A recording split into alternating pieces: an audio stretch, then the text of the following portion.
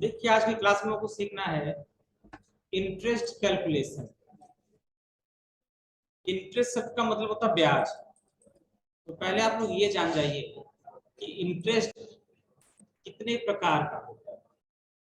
जैसे हम अगर किसी भी कंपनी को हम अगर किसी कंपनी से कोई भी लोन लेते हैं या किसी बैंक से कोई लोन लेते हैं, उसके लिए हमको इंटरेस्ट पे करना, ठीक। उसके लिए हमें इंटरेस्ट पे करना होता है। तो ये इंटरेस्ट दो तरीके का होता है। एक तो आपका कहलाता है सिंपल इंटरेस्ट और दूसरा आपका कहलाता है compound interest. Simple interest, compound interest. तो पहले इसके पीछे का कंसेप्ट समझिए। जैसे मान लीजिए कि अगर हम किसी बैंक के पास जाते हैं या किसी कंपनी के पास जाते हैं और बैंक हमको बोलता है कि हम आपसे 10% इंटरेस्ट लेंगे। कैसा लेंगे? सालाना। पूरे साल का हम 10% इंटरेस्ट लेंगे, पर ईयर आपसे 10% इंटरेस्ट लेंगे। इसका मतलब क्या हुआ कि अगर बैंक से हम 100 रुपए का लोन लिए हैं तो साल के अंत में बैंक 100 रुपए का 10% कितना हो जाएगा? 10 रुपए। 10 रुपए इंटरेस्ट लगाएगा और हमें बैंक को टोटल देना होगा 110 रुपए। इसका मतलब ये, ठीक है। तो अगर बैंक से या किसी अन्य फाइनेंशियल संस्था से हम कोई भी लोन लेते हैं तो उसके लिए हमको इंटरेस्ट पे करना होता है। तो ये सिंपल इंटरेस्ट का प्रकार है। अब बात करते हैं हम लोग कंपाउंड इंटरेस्ट का। तो कंपाउंड इंटरेस्ट इससे थोड़ा सा अलग है। कंपाउंड जो इंटरेस्ट जो है वो थोड़ा सा इससे अलग है। कंपाउंड इंटरेस्ट क्या होता है? कंपाउंड इंटरेस्ट का मतलब ये होता है इंटरेस्ट के ऊपर भी कोई दूसरा इंटरेस्ट, ठीक है। जैसे मान लो 100 रुपए का आपने लोन लिया और इस पे 10 रुपए इंटरेस्ट हो। पहले साल का इंटरेस्ट कितना हो गया? 10 रुपए। अब टोटल कितना हो गया? 110। तो अगले साल जब हमारा इंटरेस्ट कैलकुलेशन होगा उस 100 रुपए पर नहीं होगा, अब किस पर होगा? 110 रुपए। यानी अगले साल के लिए जो हमारा प्रिंसिपल अमाउंट हो जाएगा वो हो जाएगा 110। फिर 110 का हम 10% निकालेंगे, जो वैल्यू आएगी उसमें इसको ऐड करके यहाँ पर हम लिखेंगे। फिर तीसरे साल का जो इंटरेस्ट होगा इस ये वैल्यू अगले तीसरे साल के लिए इंटरेस्ट प्रिंसिपल अमाउंट बन जाएगा। तो ऐसा इंटरेस्ट हमारा कहलाता है कंपाउंड इंटरेस्ट। समझ आ रहा ना? सिंपल इंटरेस्ट क्या है, कंपाउंड क्या है, क्लियर है ना? सिंपल का मतलब हमारा मूलधन फिक्स रहता है, चाहे हम 1 साल की लोन लें, चाहे 2 साल की लें, चाहे 3 साल, चाहे 5 साल। कंपाउंड में क्या होता है, मूलधन हमारा बदलता रहता है। पहले साल का मूलधन प्लस पहले साल का इंटरेस्ट छोड़ के अगले साल का मूलधन बढ़ जाएगा। तो कंपाउंड इंटरेस्ट में हमको इंटरेस्ट ज्यादा पे करना होता है। चलिए, ये हो गया सिंपल इंटरेस्ट और कंपाउंड इंटरेस्ट के बारे में इंफॉर्मेशन। अब सबसे पहले देखिए मोड यानी way of calculated interest. Interest को कैसे कैलकुलेट करें? तो पहला मोड आपका सिंपल मोड और दूसरा मोड है एडवांस। सिंपल मोड क्या है और एडवांस मोड क्या है उसको समझते हैं।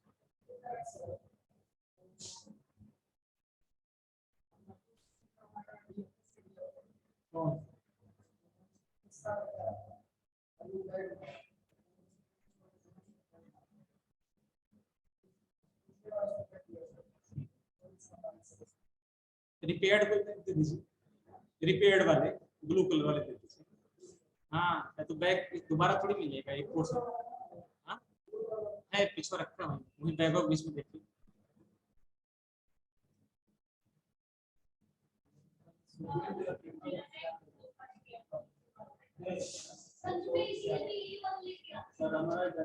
अच्छा अच्छा पहले पढ़ लो फिर बैग का क्या देखेंगे। तो सिलाई मशीन ला कर सिलेंगे का पसंद। हाँ कल से हम सुई धागा लेके बैठेंगे आराम से बैठ कर।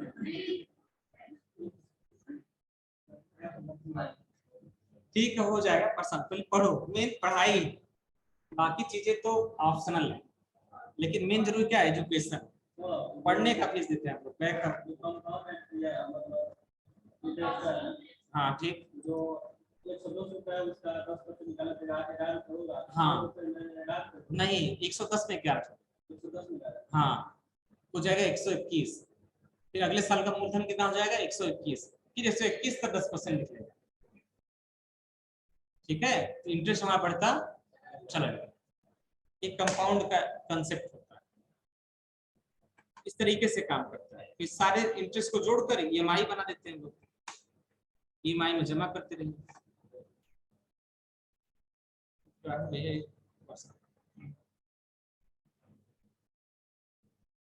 ठीक है, अब इंटरेस्ट कैलकुलेशन करने के टैली में दो तरीके।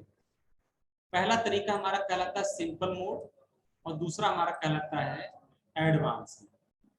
Simple mode, advance.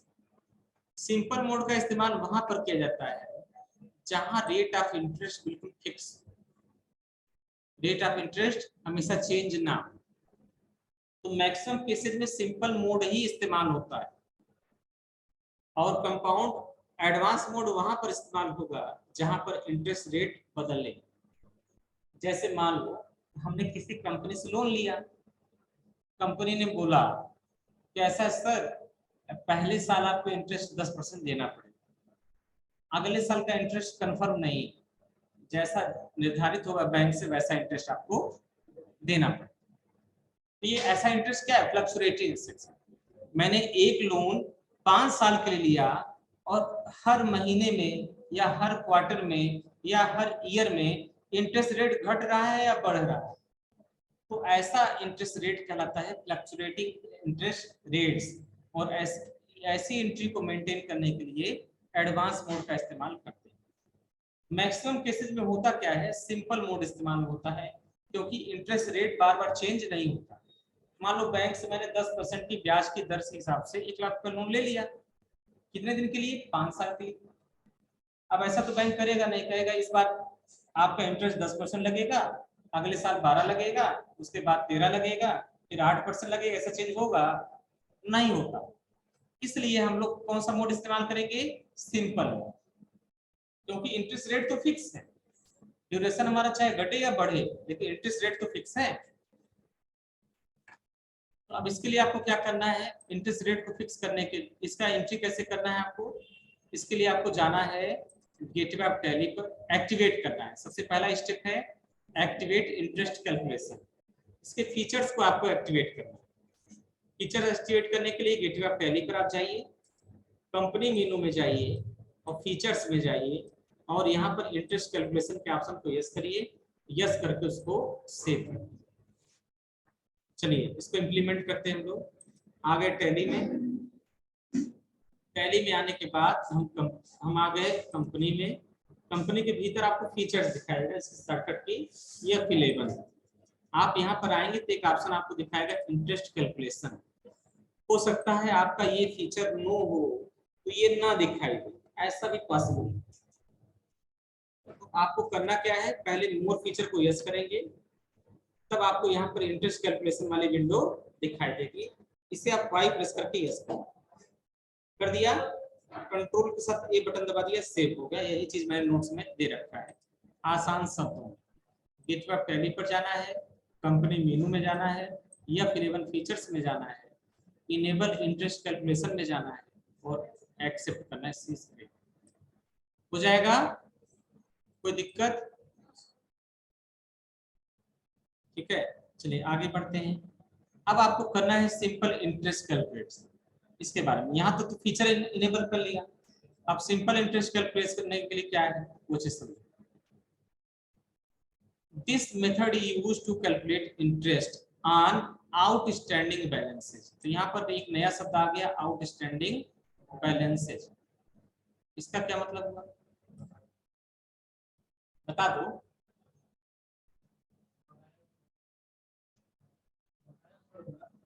बकाया, बकाया राशि पर इंटरेस्ट, बकाया राशि पर इंटरेस्ट। इसकी कहानी मैं आपको सुनाता हूँ, ध्यान से।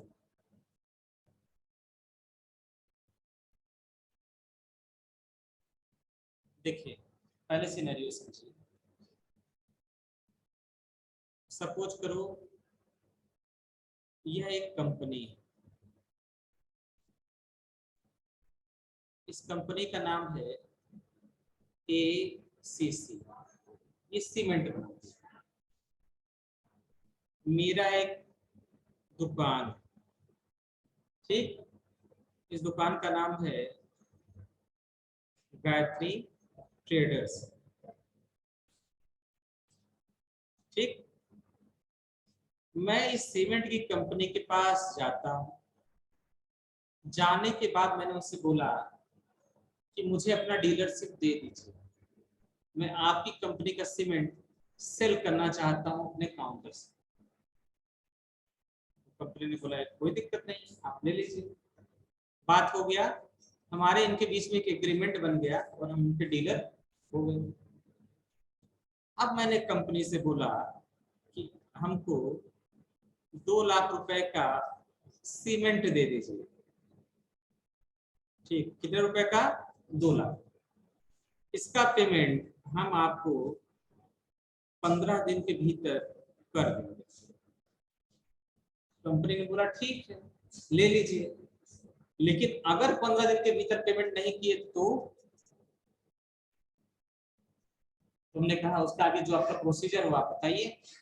तो कंपनी ने बोला कि अगर 15 दिन के भीतर आपने पेमेंट हमको नहीं दिया तो आप पर हम 10% के रेशियो से इंटरेस्ट लगाएंगे। किस पर इंटरेस्ट लगाएंगे? इस बकाया राशि पर। यह बकाया राशि चेंज भी हो सकती है। मान लो मैंने 2 लाख का सीमेंट लिया और मैंने 15 दिन के भीतर उनको 1 लाख का पेमेंट कर दिया, तब आउटस्टैंडिंग मेरे ऊपर कितना बचेगा? 1 लाख रुपए। तब एसीसी कंपनी क्या करेगी? उस बकाया राशि पर इंटरेस्ट लगाएगी। पूरे 2 लाख पर लगा सकती है, क्या सही होगा? लॉजिकल? भाई जितना पैसे का कर्ज है, जितना लोन है, जितना बकाया, उसी पर तो लगेगा, बोलो।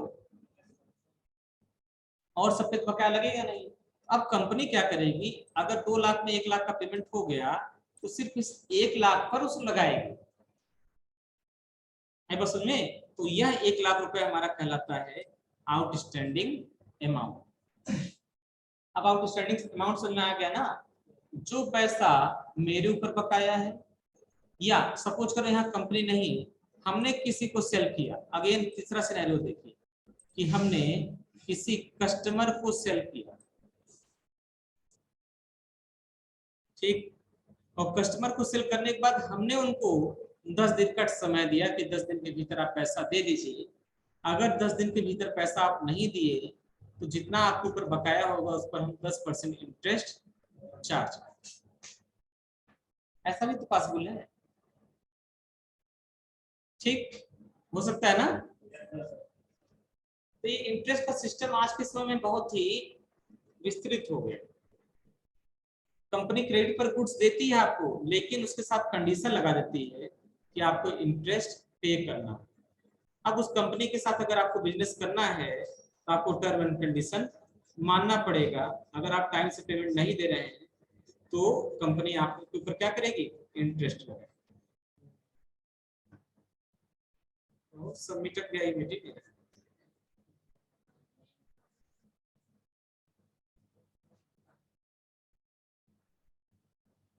ठीक है, आई बात समझ में? यहाँ तक क्लियर है? आउटस्टैंडिंग अमाउंट क्या था, यहीं से बात ओपन हुई थी। सारा चीज समझ में आ गया। आउटस्टैंडिंग अमाउंट क्या है? बकाया राशि।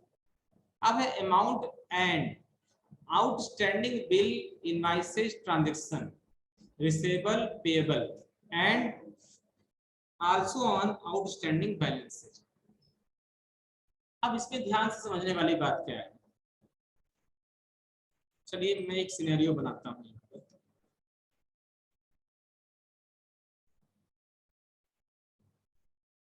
देखिए एक कस्टमर, ठीक, इसको मैंने 1 अप्रैल को सेल किया 20,000 और क्रेडिट पीरियड दिया 15 दिन तक। यानी 15 अप्रैल के बाद अगर ये हमको पैसा देगा, 15 अप्रैल तक तो दे दिया तो ठीक है, तब तो 20,000 रुपये लेके रख लेंगे, कोई दिक्कत नहीं। लेकिन अगर 15 अप्रैल के बाद देगा तो जो भी इस 15,000 के ऊपर है उस पर इंटरेस्ट भी लगेगा, 20,000 के ऊपर जो है क्या इंटरेस्ट लगेगा। फिर मैंने इनको अगेन सेल किया 10/4, कितने का सेल किया 30,000 रुपये।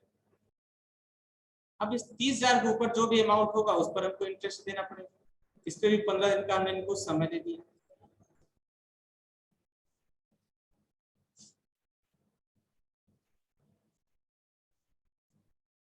मैं क्या कर दिया 15 दिन का समय, इसका थिकनेस बढ़ जा रहा था, ठीक चल रहा है सही। तो इस पर हमने क्या किया 15 दिन का इंटरेस्ट इनको दे दिया। अब इसका इंटरेस्ट अलग कैलकुलेट करेंगे और इसका इंटरेस्ट अलग कैलकुलेट करेंगे। ये होता है इनवाइस वाइज इंटरेस्ट कैलकुलेशन, इसे बोलते हैं इनवाइस वाइज इंटरेस्ट कैलकुलेशन। और दूसरा इंटरेस्ट कैलकुलेशन होता है पूरी बकाया राशि पर इंटरेस्ट कैलकुलेशन।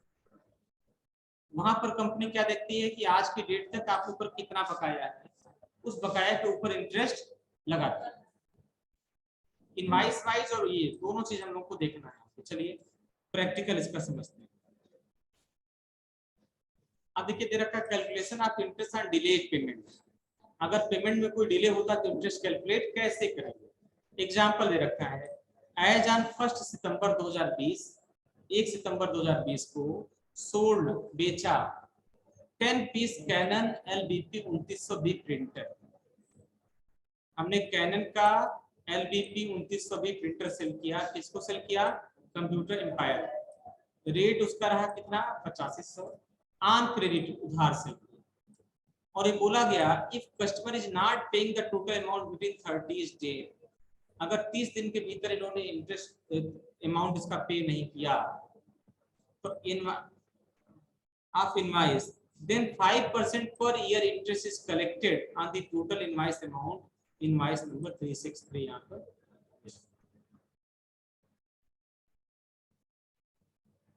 एक बार सुनिए, ये चीज समझ में आ गया ना। तो हमने क्या किया ध्यान समझो, हमने कंप्यूटर एम्पायर को 30 दिन का समय दिया। ये जो 30 दिन का समय है इसको हम लोग अकाउंटिंग की भाषा में बोलते हैं क्रेडिट पीरियड। यहाँ नोट आपको दिखाई दे रहा होगा, दिख रहा है ना, इसे हम लोग बोलते हैं क्रेडिट पीरियड। कितने दिन का समय आपको दिया जा रहा है या आप किसी को कितना दिन का समय दे रहे हैं वो कहलाता है क्रेडिट पीरियड। इस केस में क्रेडिट पीरियड कितना है 30 दिन। लेकिन अगर 30 दिन तक का पैसा दे दिया तो ठीक है, और नहीं दिया तो 5% इंटरेस्ट लगाएगा, नहीं दिया तो 5% का इंटरेस्ट लगाएगा। आगे बात सुनने, इसके लिए सबसे पहले गेटवे ऑफ टैली पर जाना है, क्रिएट पे जाना है और लेजर पे जाना है। चलो काजल तुमको नींद आ रही है, हाँ?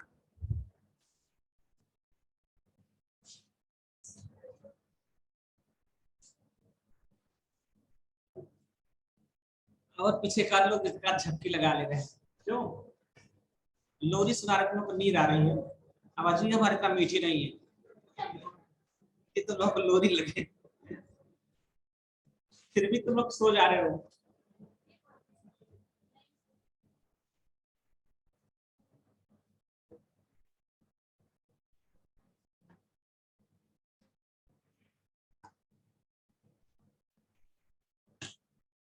देखिए अब इसकी एंट्री कैसे करेंगे, सबसे पहले इसका एंट्री समझिए।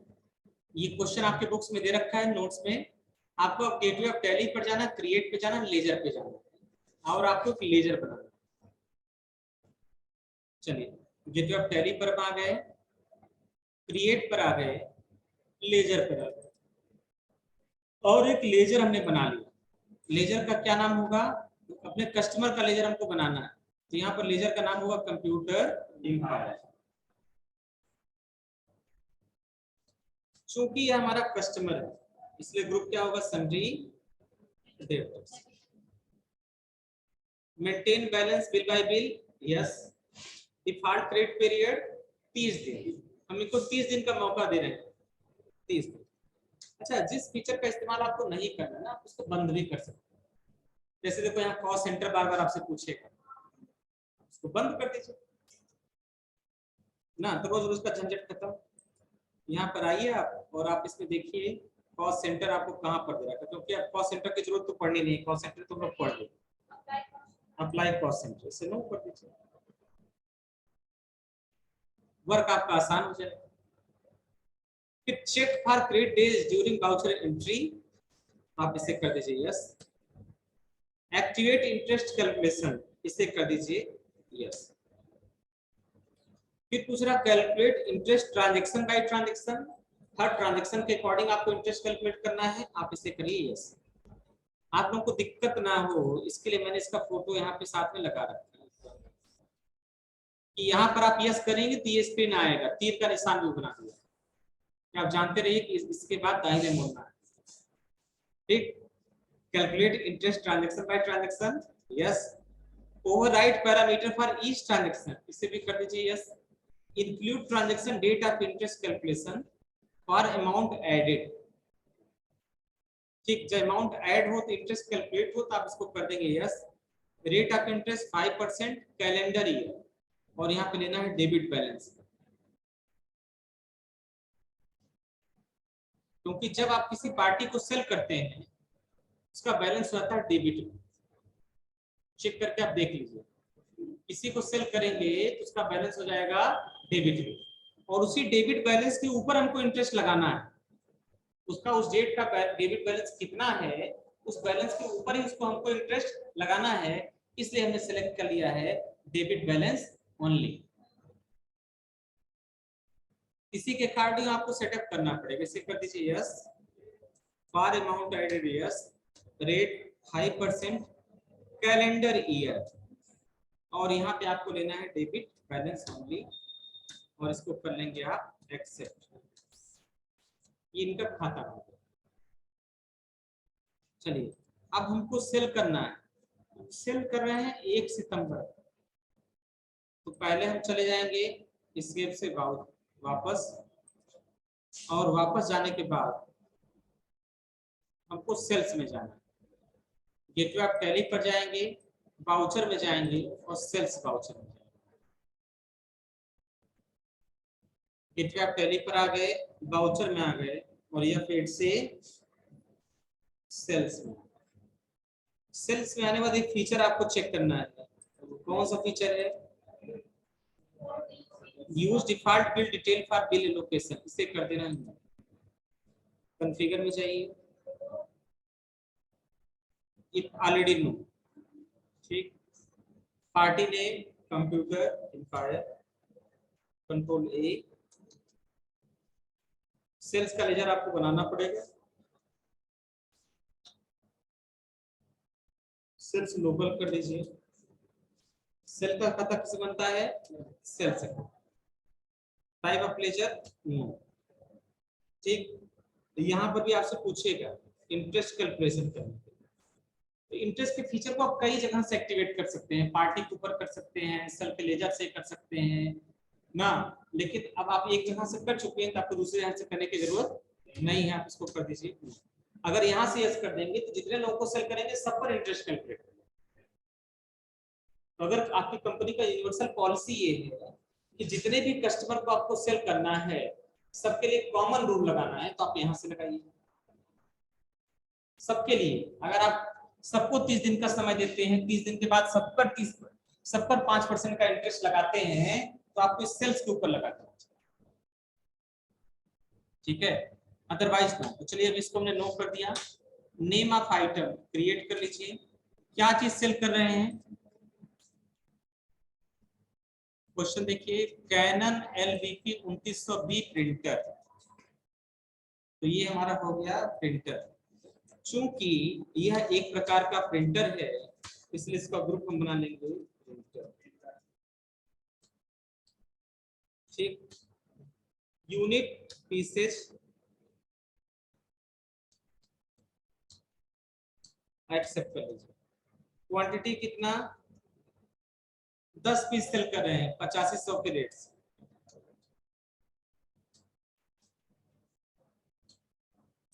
आ गया, इंटर करिए। अभी जीएसटी से कोई लेना नहीं, जीएसटी आप लोग पता है, बगैर जीएसटी का भी इसको सेव करो। अब देखिए यहीं पर पूछेगा 5% इंटरेस्ट कैलेंडर के हिसाब से, डेबिट बैलेंस 1 है, इसको कर दीजिए एक्सेप्ट। हो गया। चलिए अब उसके बाद आपको क्या करना है,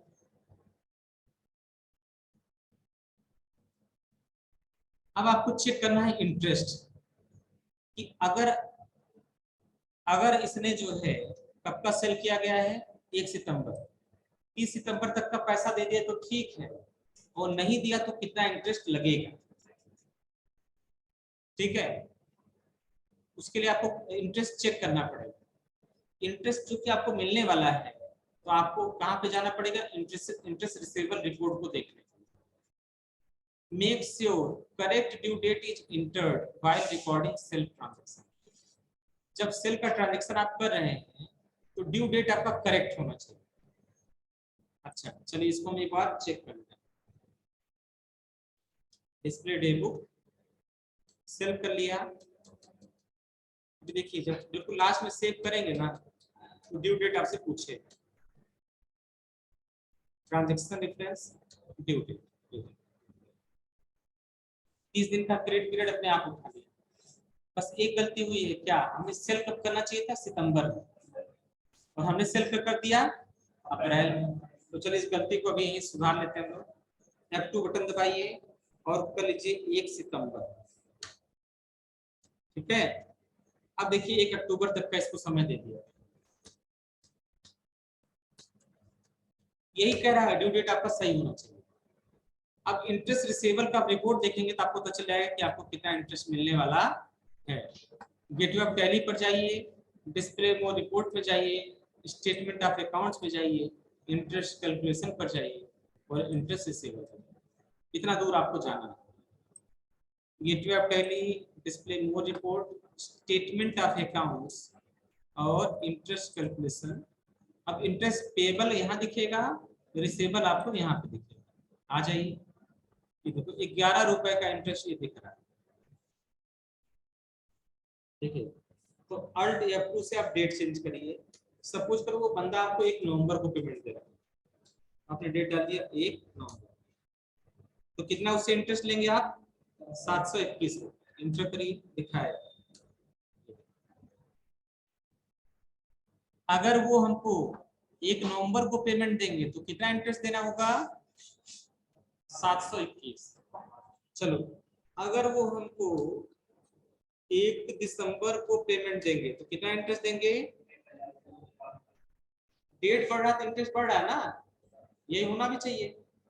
चलो अल्ट F2, अब हमने कर दिया 1/11, 1/11 तो हमने चेक करा दिया। 1 अक्टूबर का देखिए 360 रुपए इंटरेस्ट आ जाएगा।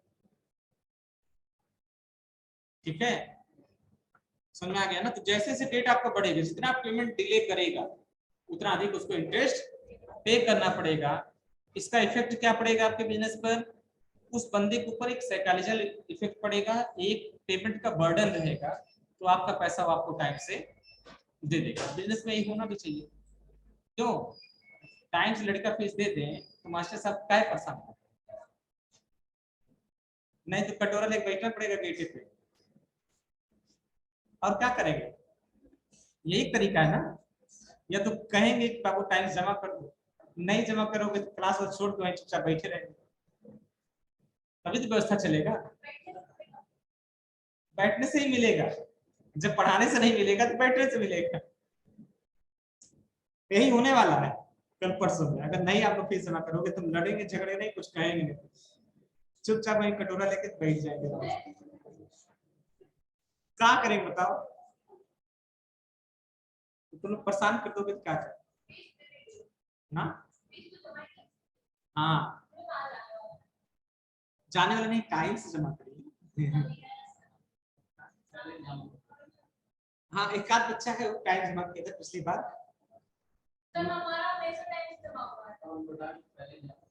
अच्छा चलो अभी आज तो दिल्ली दूर नहीं, भी रिपोर्ट सामने आई जाए। चलिए इसको हमने क्लोज कर दिया।